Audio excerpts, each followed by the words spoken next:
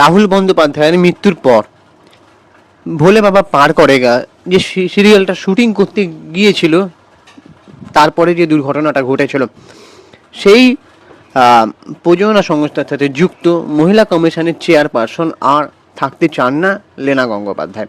রাহুলের মৃত্যুর 3 দিন পর বিবৃতি দিল সেই প্রযোজনা সংস্থা। ব্যাপারটা কি হয়েছে যে রাহুল বন্দ্যোপাধ্যায়ের মৃত্যুর পর কেটে গিয়েছে প্রায় 3-4 দিন। বারবার কথা উঠেছে যে প্রযোজনা সংস্থার ধারাবাহিকের শুটিংয়ে তালসারিতে গিয়ে দুর্ঘটনা ঘটলো, তাদের তরফে কেউ ঘটনার দায়িত্ব নিতে এগিয়ে এলেন না। ঠিক কেন?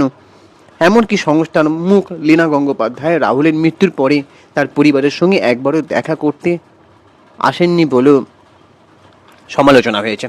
ঘটনার 3 দিন পরে অবশেষে সেই সংস্থার তরফে আনুষ্ঠানিকভাবে একটি বিবৃতি প্রকাশিত হয়েছে। সেটা হচ্ছে, সেখানে নানান কথার সঙ্গে জানানো হলো লীনা গঙ্গোপাধ্যায় আর মহিলা কমিশনের চেয়ারপারসন থাকতে চান না। তাদের বক্তব্য, ঘটনা নিরপেক্ষ তদন্তের খাতিরে এমন ইচ্ছা প্রকাশ লীনা গঙ্গোপাধ্যায়ের। তো তালসারিতে রাহুলের আকস্মিক যে মৃত্যুর পর থেকে বারবার প্রশ্নের মুখে পড়তে হয়েছে সংশ্লিষ্ট প্রযোজক সংস্থার অন্যতম মুখ লীনা গঙ্গোপাধ্যায়কে। শিল্পী মহলের একটা অংশ সরাসরি তার নাম নিয়ে প্রশ্নও তোলেন। এত বড় ঘটনার পরেও কেন তিনি বা তার সংস্থা এখনও নীরব হয়ে রয়েছেন? বুধবার যে বিবৃতি দেওয়া হয়েছে সংস্থার তরফে, তাতে স্পষ্ট জানানো হয়েছে যে এই সংস্থা লীনা গঙ্গোপাধ্যায়ের একার নয়, আরও একজন অংশীদার রয়েছেন, তিনি শৈবাল বন্দ্যোপাধ্যায়। বিবৃতিতে এটাও জানানো হয়েছে যে লীনা 2010 সাল থেকে এই সংস্থার সঙ্গে যুক্ত লেখক ও ক্রিয়েটিভ হেড হিসেবে। এরপরে জানানো হয়েছে ঘটনার দিন শৈবাল শহরে ছিলেন না।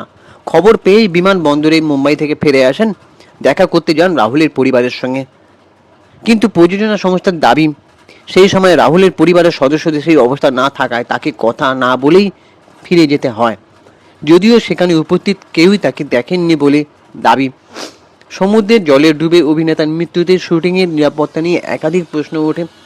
উড়িষ্যা পুলিশের তরফে জানানো হয়েছিল যে এই শুটিংয়ের কোনো অনুমতি ছিল না, যদিও সংস্থার তরফে বিবৃতি জানানো হয়েছে অনুমতি সংক্রান্ত প্রয়োজনীয় নথিপত্র তারা নির্দিষ্ট কর্তৃপক্ষের কাছে জমা দেবে।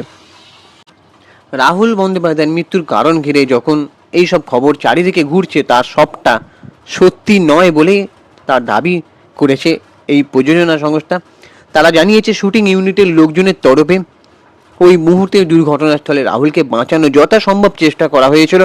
ঘটনার পরে দ্রুত রাহুলকে কাছেই একটি নার্সিংহোমে নিয়ে যাওয়ার চেষ্টা করা হয় বলে সংস্থা দাবি করেছেন, এবং সেখানে চিকিৎসক না থাকার কারণে প্রোডাকশন টিমের লোকজন তখন রাহুলকে দীঘা হাসপাতালে নিয়ে যান।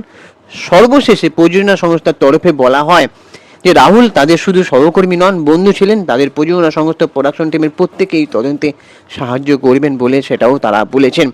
তো এতদূর পর্যন্ত শুনে তোমাদের কি মনে হচ্ছে যে রাহুল বন্দ্যোপাধ্যায় যে স্বাভাবিক মৃত্যু হয়নি, আকস্মিকভাবে হয়েছে, মৃত্যুটা অস্বাভাবিক, আর তাকে অনেক কম বয়সে চলে যেতে হয়েছে, আর সেই ঘটনার তদন্ত হোক, সেটা কি তোমরা চাও?